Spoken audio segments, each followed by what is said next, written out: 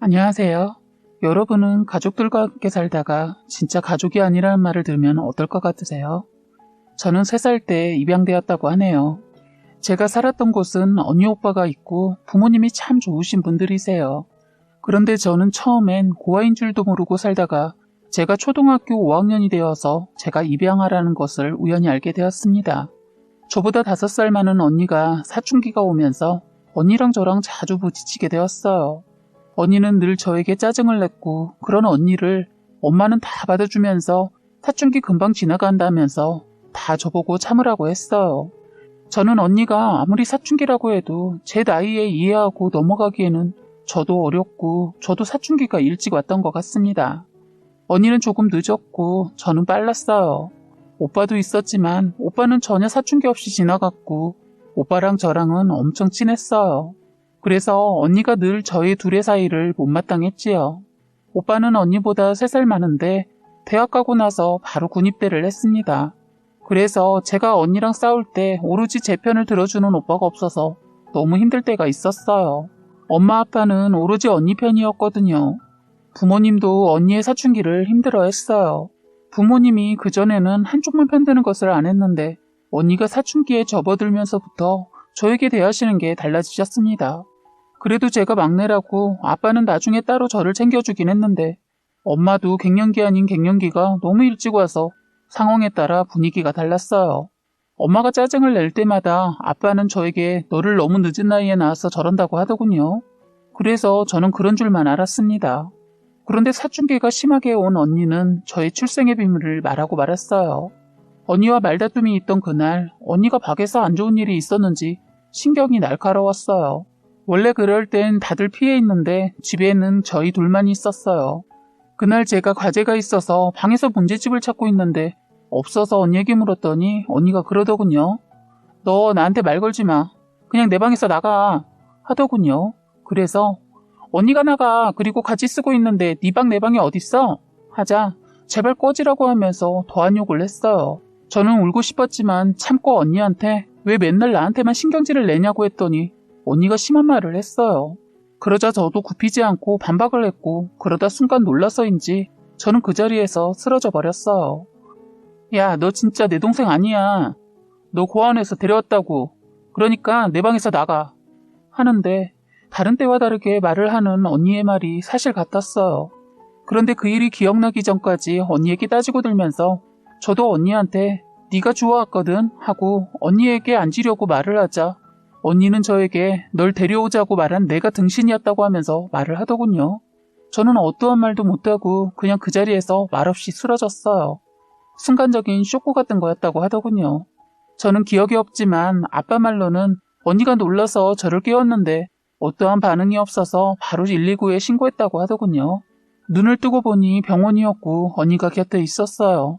저는 언니가 제 손을 잡아줬는데 그 손을 빼게 되었습니다.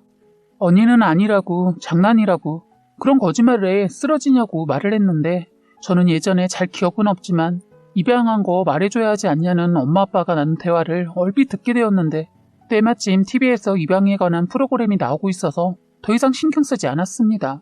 그런데 순간 그게 떠올랐기 때문입니다. 그 기억이 떠오르면서 언니의 말에 확신할 수 있었어요. 언니랑 아무리 심하게 싸워도 이런 말은 하지 않았는데 듣고 나니 정말 남인 것 같았어요. 저는 그때부터 말을 잃었습니다. 한마디로 실어증에 걸린 거죠. 부모님 2분은 놀라서 병원에 도착했지만 저는 어떠한 말도 하지 않고 표정도 짓지 않았어요. 저는 잘 웃던 애였는데 그날부터 무표정으로 생활했어요. 아빠는 애교 많은 제가 그렇게 되자 무난히 노력했습니다. 그러다 2분이 결심을 했는지 모든 것이 사실임을 알려주고 제가 어떻게 이 집에 오게 되었는지 이유까지 다 듣게 되었어요. 그때 저는 어떠한 소리도 없이 하염없이 눈물을 흘렸던 것 같습니다. 너무나 사랑하는 저희 부모님이 친부모가 아니라는 것은 어린 제가 감당하기에 너무나 큰일이었어요. 부모님은 저에게 미안하다고 처음부터 저를 딸로 생각했기에 끝까지 말하지 않으려고 했다고 합니다. 만약 성인이 되어서 알게 되면 그때 모든 것을 밝히려고 했다고 했어요. 이렇게 알게 된 것은 상상도 못 해봤다고 하시더군요. 저희 소식을 듣고 군대 간 오빠가 연락이 왔지만 저는 말이 나오지 않았어요.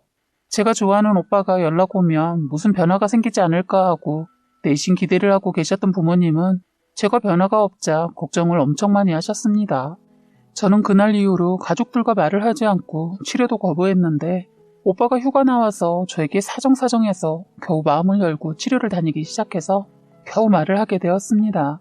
언니는 저에게 상처를 준 것이 미안했던지 저에게 예전과 완전 다르게 대하고 언니의 사춘기도 그때 끝이 난 것 같았어요. 저는 가족들의 따뜻한 사랑으로 마음을 많이 추스릴 수 있었습니다. 하지만 한번 가족이 아니라는 말을 듣고 나서는 마음을 예전처럼 다시 열진 못했어요. 충격이 너무 커서인지 받아들이지 못했습니다. 그때 하필 저도 사춘기가 시작되는 시기였기 때문입니다. 엄마는 그런 저에게 예전 저와 만나게 된 일을 자꾸 말해줬어요. 엄마가 봉사를 다니시다가 저를 보자마자 입양을 생각했다고 하더군요. 너무 이쁘고 사랑스러워서 엄마는 매일 저를 보러 왔었다고 해요. 결국 엄마는 시댁의 허락과 아빠의 상의 끝에 입양을 결정지었다고 합니다. 그때 제일 좋아했던 사람 중에 하나가 언니였다고 하더군요. 그런데 이런 말은 저에게 들리지 않았던 것 같네요. 가족들이 많이 저를 위해 노력했지만 마음의 상처를 입은 저는 대학을 포기하고 바로 사회생활을 하면서 독립했어요. 제가 대학까지 간다는 것은 너무나 염치가 없는 것 같았어요. 그렇게 해서 저는 친구와 살면서 돈을 벌었고 첫 월급을 타서는 가족들의 선물도 사다 드리고 그 이후로는 가족들 모임이나 특별한 날이 아닌 날에는 가족을 찾지 않았습니다. 집에 너무 가고 싶어도 괜히 제가 집안 분위기를 흐려놓는 것 같은 기분에 사로잡혀서 도저히 자주 갈 수가 없었죠. 그러면서 남편을 만나게 되었는데 그때 제가 빨리 부모님한테 독립하는 것은 결혼이라고 생각했어요. 저는 저보다 5살 많은 오빠인 남편과 결혼했습니다. 오빠 부모님은 처음엔 저를 엄청 이뻐해 주시고 복동이라고 하면서 좋아해 주셨어요. 그런데 결혼하고 1년 조금 안 됐을 때 저희 엄마가 저희 집에 왔었는데 언니가 많이 미안해하니까 언니랑 이제는 사이좋게 지내라고 얘기하면서 넌 혼자가 아니다. 피가 섞이지 않았지만 내 딸이고 가족이다라고 제 얘기까지 했어요. 그런데 하필 저와 엄마랑 나눈 대화를 그만 시어머니와 오빠가 듣게 되었습니다. 제가 임신 중이었는데 입덧 때문에 힘들어하니까 엄마가 반찬 가지고 오셨다가 그만 그런 일이 생기고 말았어요.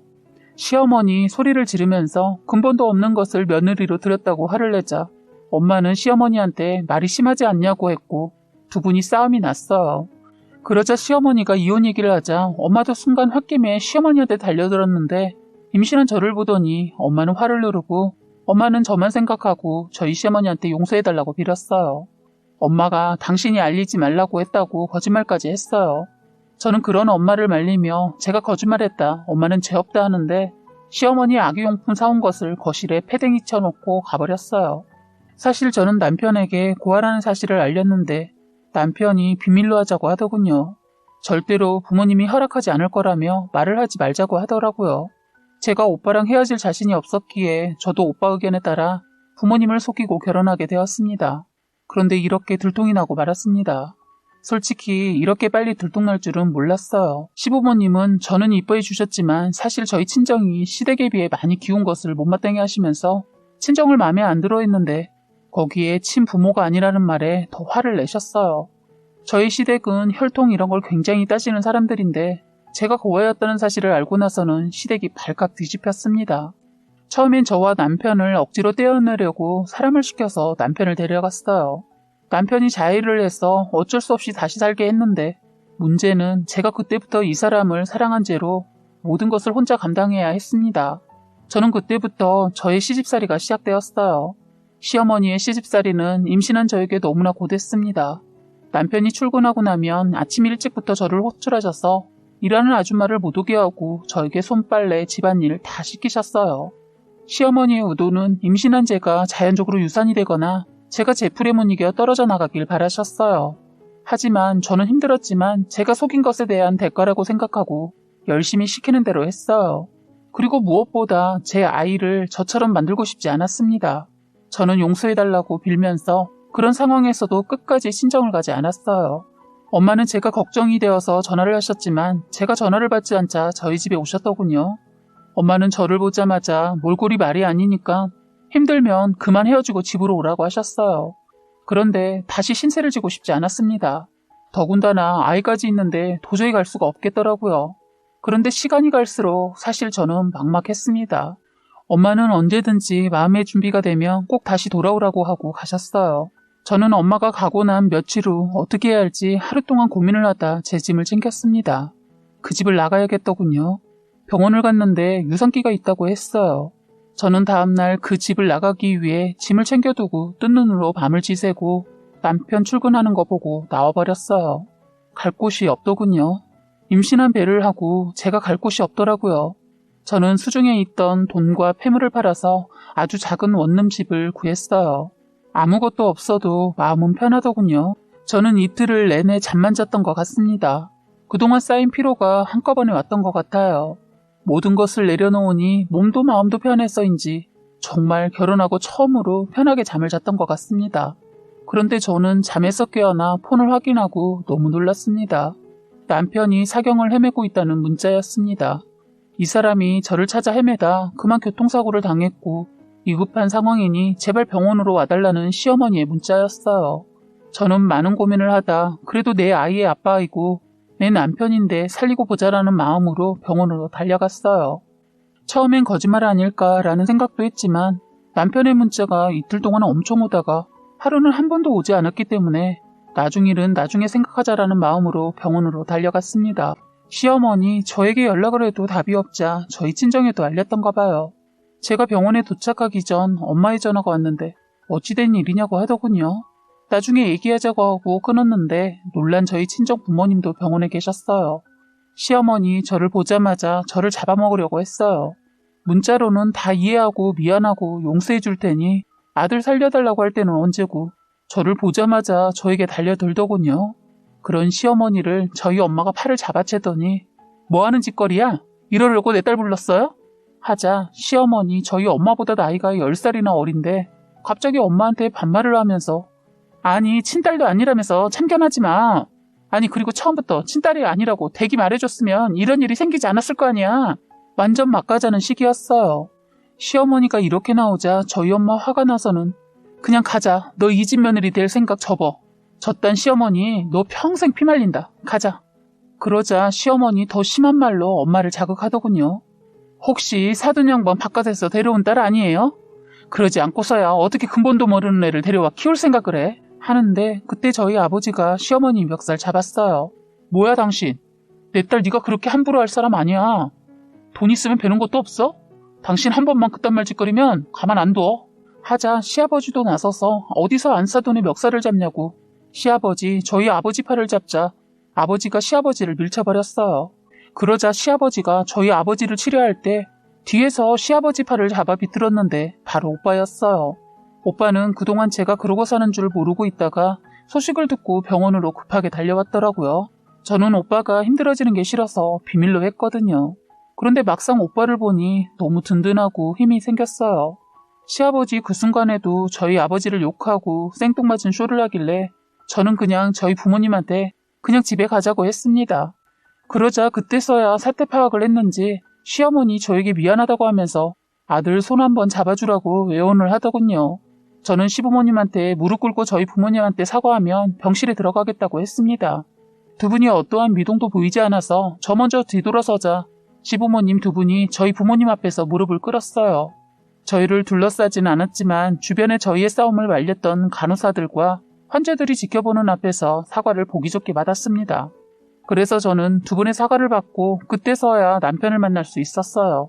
간호사분이 저희 등을 쓸어주면서 고생하셨어요 라고 하면서 저의 배를 보고 괜찮냐고 물어주시더군요.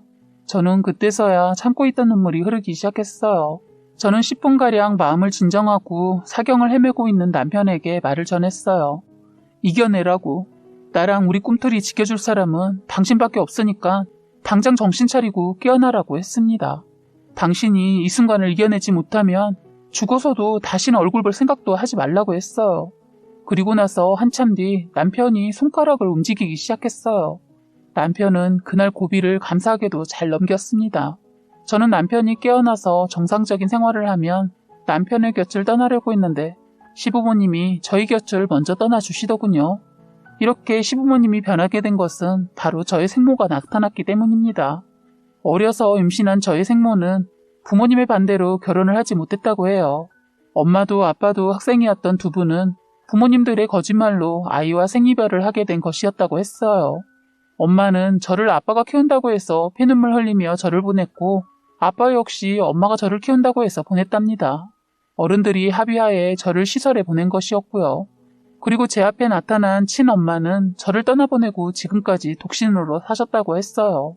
엄마의 부모님은 엄마의 고집을 꺾지 못해서 결혼하는 것도 못 보고 외할머니가 먼저 돌아가시고 나중에 외할아버지가 혼자 남을 엄마를 생각해서 저의 행방을 찾았다고 해요. 외할아버지는 저에 대해 끝까지 입을 다물고 계시다가 돌아가시기 전 저에 대한 소식을 전했다고 하더라고요. 시설에 보냈는데 입양되었다고 마지막 유언을 하셔서 그때부터 저를 찾기 시작했다네요. 그전에도 친엄마는 저를 만나고 싶어서 친아버지를 수소문해도 이미 외국으로 이민을 가버려서 저의 소식을 알 수가 없었답니다. 그래도 끝까지 포기하지 않았다고 했어요. 그런 엄마를 지켜보며 외할아버지는 저를 찾으면 주라고 미안함을 돈으로밖에 줄 수 없다며 남기고 간 재산이 상당히 많았어요. 그리고 저를 키워주신 저희 엄마 역시 친엄마를 찾기 위해 무단히 노력했다고 합니다. 제가 시댁에서 멸시당하는 모습을 보고 간 이후로 당장이라도 찾아야겠다고 생각했답니다. 그렇게 해서 저는 저의 출생을 알게 되었고 친엄마를 만나면서 제2의 인생을 살게 되었습니다. 그런데 저희 친엄마의 소식을 접한 시어머니는 완전 그때부터 저 자세로 변하셨어요. 돈 없는 친정이라고 무시하고 거기에다 근본 없는 며느리라고 저를 무시하더니 시부모보다 엄청 부자인 저희 진짜 친정엄마가 나타나자 아무 소리도 못 내더군요. 저희 시어머니 1년에 한 번 볼까 말까 합니다. 저는 왕래 안 하고 남편만 하고 있어요. 행여나 제가 남편 버리고 떠날까봐 안절부절하며 저희 앞에 나타나지도 않아요. 안타깝게도 남편이 다리 하나를 잃었기 때문입니다. 저는 남편을 버릴 생각 없어요. 저희는 서로 많이 사랑합니다. 지금 저희는 애가 둘이 되었어요. 남편은 저희를 위해 열심히 운동하고 해서 우족의 힘으로 걸어다녀요. 남편이 저희를 위해 살아준 것처럼 저도 끝까지 저희 가족을 지킬 것입니다. 그리고 저를 키워주신 부모님께 친엄마가 감사의 뜻으로 엄청난 큰 선물을 드렸어요. 이제는 서로 오가는 사이가 되어서 한 달에 한 번씩 다 같이 모여서 식사도 합니다. 저희는 너무 잘 지내고 있습니다. 지금까지 여러분의 소중한 사연을 읽어드리는 해바라기 사연방이었습니다. 구독과 좋아요, 알림 설정 부탁드리겠습니다.